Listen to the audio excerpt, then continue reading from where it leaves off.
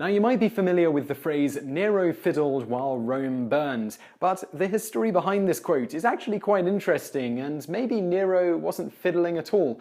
We're going to explore that in today's video. Let's get started. When Rome burned. The infamous phrase, Nero fiddled while Rome burned, has come to mean a person who is neglecting their duties, probably by doing something frivolous.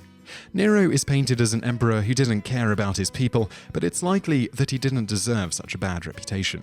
This is extremely similar to the tale of Marie Antoinette supposedly saying, "Let them eat cake," when hearing the starving masses, when, in fact, she never said this, and popular history's representation of Antoinette has been heavily influenced by the 18th century French, who despised her, mostly because she was Austrian and a prominent member of the aristocracy, rather than because of anything she actually did, per se.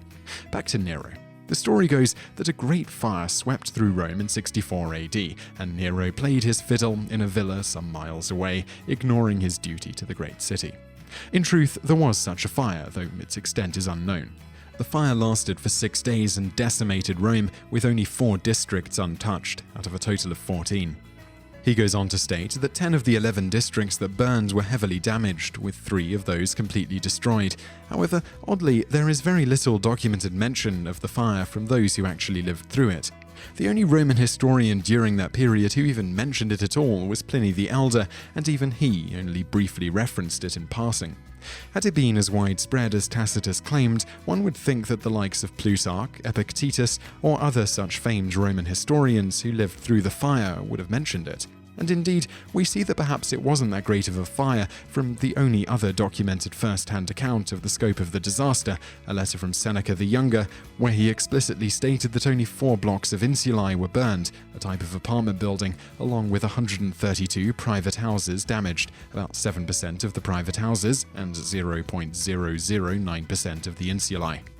Not anywhere close as widespread as Tacitus later claimed, though Seneca did say the fire lasted 6 days, as Tacitus stated. As to Nero's reaction to the fire, the first and biggest flaw in the fiddling story is that the fiddle, or violin, didn't actually exist in Nero's time.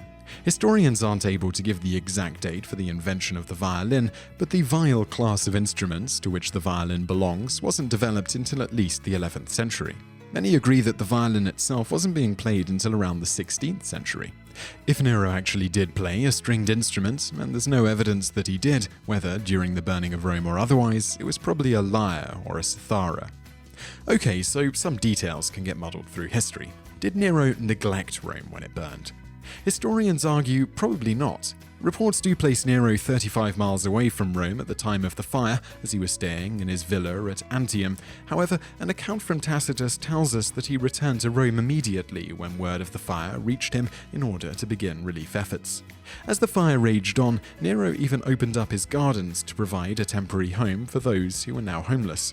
He also ordered the construction of emergency accommodation and cut the price of corn, as well as provided food directly so that people could eat. Besides this, he paid for much of these relief efforts out of his own pocket. However, Tacitus also tells us of the rumor that had spread among the masses. While the flames surged through the city, Nero stood on his private stage and sang about the destruction of Troy in a comparison of the two events. Whether or not the rumor had any evidence to back it up, or it was just something made up by the unhappy masses, we don't know, but this and Suetonius's accounts are the most likely source of the fiddle story we hear today. Unfortunately for Nero, at least in the context of this story, he did have a reputation for enjoying concerts and participating in music competitions, so the activity itself wasn't entirely unlikely, even if the timing of the act is highly questionable. While Tacitus claims the singing story was a rumor, Suetonius wrote about it with conviction. However, the story could have been an attempt to further mar Nero's name. Nero faced problems during his reign from the very start, when it was reported that his own mother poisoned his predecessor, Claudius. He was also blamed for the death of Claudius's son, Britannicus, who was being urged to take his proper place as emperor by overthrowing Nero. Numerous other deaths were thought to be committed by Nero's hand, including one of his wives and his own mother. As such, Nero was painted as a man who was difficult for the masses to trust. No one knew how the fire started, and many Romans believed that he had started the fire that burned their city. With the mob out for blood, Nero was forced to turn to a scapegoat and blamed Christians for starting the fire. There were only a small number of Christians in Rome at the time, and they were considered a strange religious sect, so they were an easy target. As Tacitus stated, "Consequently, to get rid of the report, Nero fastened the guilt and inflicted the most exquisite tortures on a class hated for their abominations, called Christians by the populace." Christus, from who the name has its origin, suffered the extreme penalty during the reign of Tiberius at the hands of one of our procurators. Pontius Pilatus, and a most mischievous superstition, thus checked for the moment, again broke only in the Judea, the first source of the evil, but even in Rome, where all things hideous and shameful from every part of the world find their centre and become popular, accordingly, an arrest was first made of all Christians who pleaded guilty to the fire. Then, upon their information, an immense multitude was convicted, not so much of the crime of firing the city as of hatred against mankind.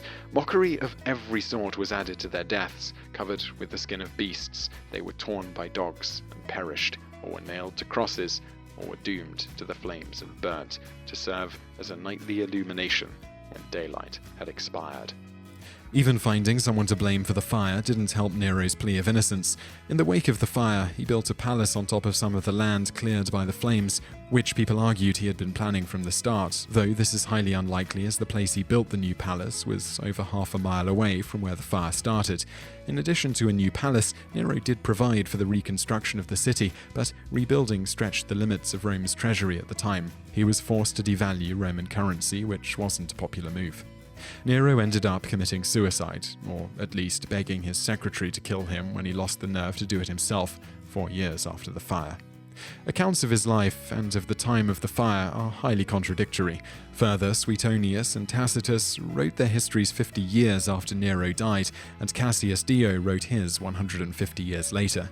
Many historians also think it likely that Nero was more popular with the people of Rome than he was with his senators, and as all three of the main sources were from the senatorial class, it's likely they carry more than a little bias against him, not unlike what happened with the popular history of Marie Antoinette as mentioned.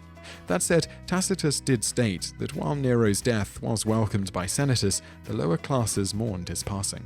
So, in the end, the implication that Nero fiddled while Rome burned, or played the lyre, sang a song, or neglected his duty in any way is likely the result of anti-Nero propaganda and an attempt to tarnish his name. The morality of his actions during his reign is open to debate, but the fiddling or playing music story, at the least, is almost certainly a myth. So I really hope you liked that video, and if you did like it, click like below and leave us a comment to let us know what you think. And also check out a couple of our other videos, which are linked to on the screen now, and don't forget to subscribe for brand new videos every day. Thanks for watching.